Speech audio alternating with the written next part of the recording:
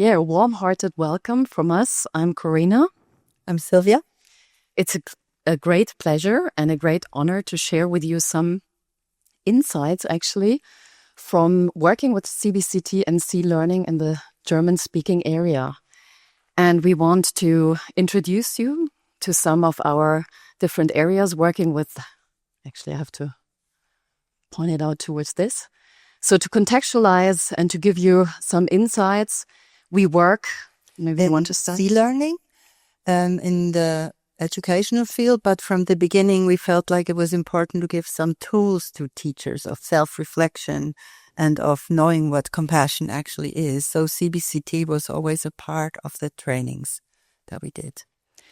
And the other part we are working with, especially at the University of Mannheim and at the Institute of Compassionate Awareness and Interdependence Research and Practice, we work with CBCT in the healthcare section and providing CBCT to the clinical contexts. So we adapted it.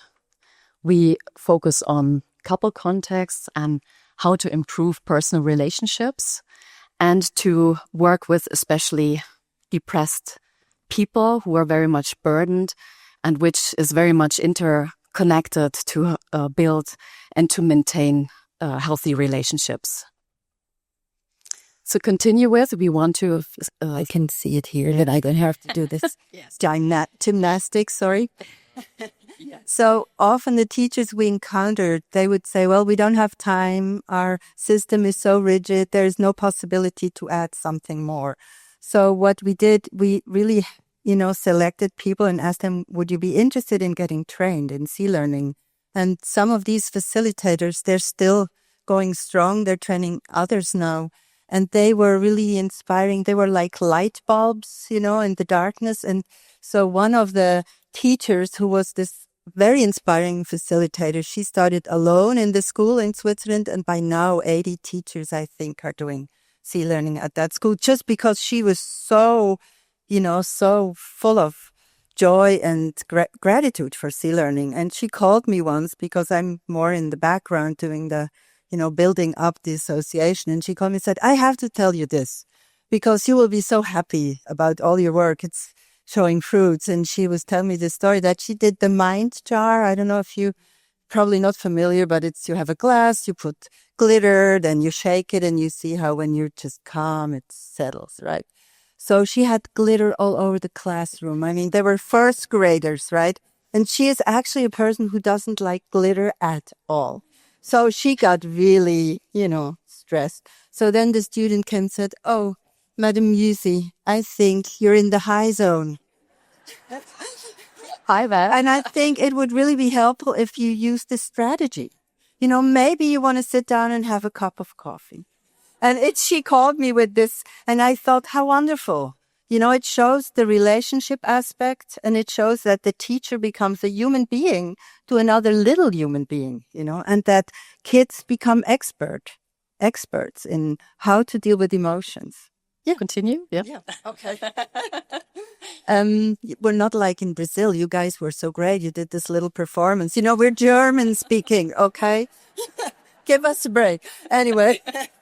So we also started teaching at the university level. And we tried to do it in the traditional way. It wouldn't work because you need to have some kind of resonance, right? So we had to think out of the box, and we also had to teach out of that linear, goal-oriented, do this, get that thing, in order to actually inspire people to really pay attention to themselves as a teacher, as an educator. So then there was this you can read, and Corina will tell you more about the university student. Yeah, so we felt actually that it's not enough to really come up with a new training because they feel, okay, it's just another training and you can learn it as you learn other trainings. You open the book and teach it to your students. So we felt really that this part of self-reflection and this part of introducing really CBCT and the means of what it really takes on if you get in touch with your heart, we felt that we really had to create a space that they can co-create or understand the co-creation of teaching and learning. And here's an aha moment. One participant who was a classmate actually in one of these courses, he shared, I used to think of teaching as fulfilling a specific role, being professional by focusing strictly on my subject, being directive, tough, and even using verbal assaults, supported by the authority of my position. But I realized that the more I connected with myself and my emotions, the more my attitude changed. And this also transformed how I perceived and interacted with even difficult children in the classroom.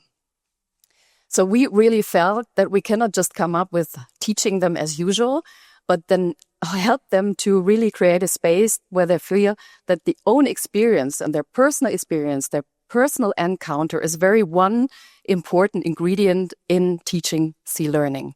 And here, this was just an example how we combine CBCT and C-learning all together. And we have to conclude. Yes. We have to conclude, but I want, because this is also one part of the health phase or the introduction of how to introduce CBCT to the health section.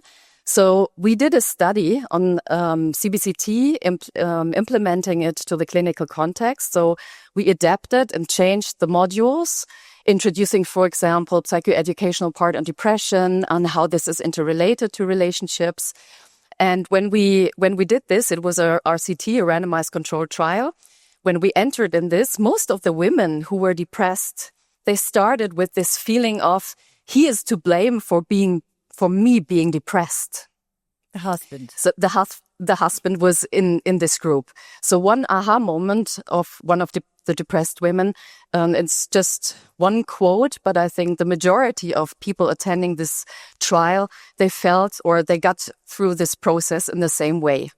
Self-care means attending to my needs, accepting my limits, and communicating them to others. In the past, I would eat sweets, become sadly disconnected, and withdraw from our interactions.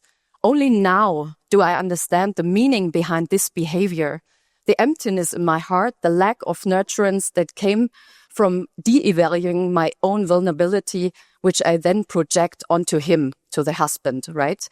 Through self-compassion practice, for the first time, I was truly able to embrace my pain and share it with my partner.